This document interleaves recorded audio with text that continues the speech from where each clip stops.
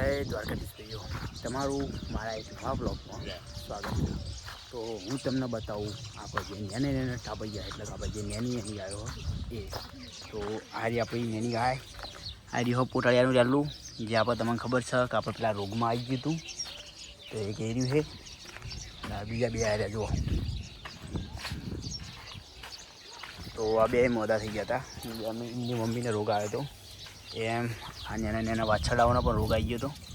તો બચી તો ગયા એ, પણ હવે એમની માને એટલું બધું દૂધ નહીં, કાયરા પીને મોટા થઈએ કે એટલે હો આ તો આવાના બાપાને થોડું વધારે કાઠું.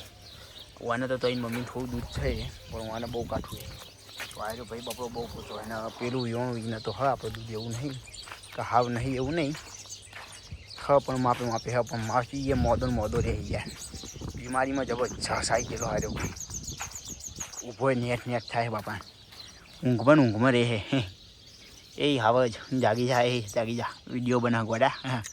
આ જો માટી ખાઈને એકલું મોટું જો કર્યું ખંધાતું નવરાવો પડશે મને ખાવું લઈ શું કહેવું.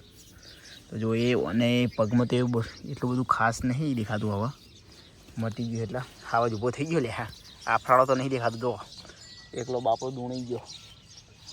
બાબુ ધાવા ના મળે એટલે શું હોય યાર, કહો ધાવા મળે તો હમું થાય. આમ તો આપણે બહાર રહેવા જતા હતા, પણ બહાર જ રહેવા દઈએ હાલ તો.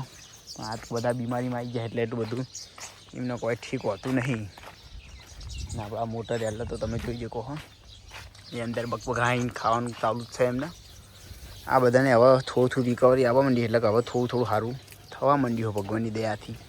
તો આપણે એટલું જ વિચારીએ કે ભાઈ મટી જાય તો સૌથી સારું યાર, કારણ કે આપણે શાંતિ એ બિચારા દુઃખમાંથી બહાર આવે એવું હોય આપણે તો વિચારે હો.